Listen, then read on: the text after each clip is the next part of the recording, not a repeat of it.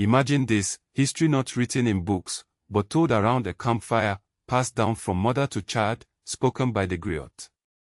This is the legacy of African storytelling, and today, it's being preserved in a way you've never heard before. Welcome to the Revolution of African Story podcast. Here's what you need to know. In the early 2000s, a quiet revolution began. Podcasts like African Campfire Stories and Stories Mother Told emerged, not just as collections of tales, but as deliberate simulations of the traditional campfire setting. Picture this, elders gathered, youth leaning in, the crackle of fire blending with the storyteller's voice. This isn't just storytelling, it's history alive.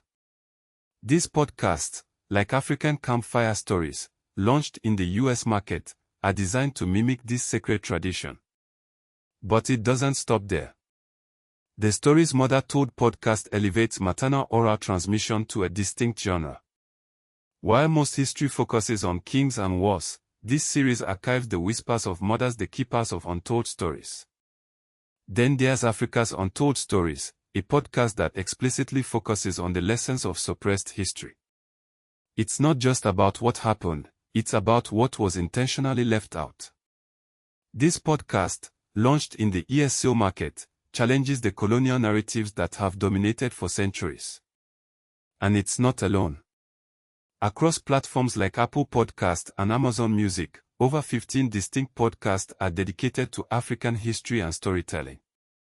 From African children's stories in Australia to History of Africa in Ghana, these podcasts are tailored to regional audiences, yet they have a global reach. They connect the African diaspora to their roots, bridging the gap between ancient traditions and modern technology.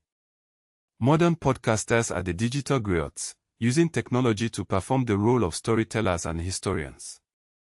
They're not just preserving history, they're reclaiming it. The Journal of African History podcast brings academic research to the public, making complex historical data accessible to everyone. These podcasts are more than entertainment, they are education. They're a counter-narrative to colonial historiography, focusing on the significant aspects of African history that were often omitted. They're a bridge for diaspora communities, a reminder of cultural identity, and a global voice for African history. So why does this matter? Because history is not just about the past, it's about the present. These podcasts are rewriting the story, one episode at a time. They are preserving oral traditions, challenging dominant narratives, and connecting us to the roots of humanity. And that, my friends, is something worth listening to.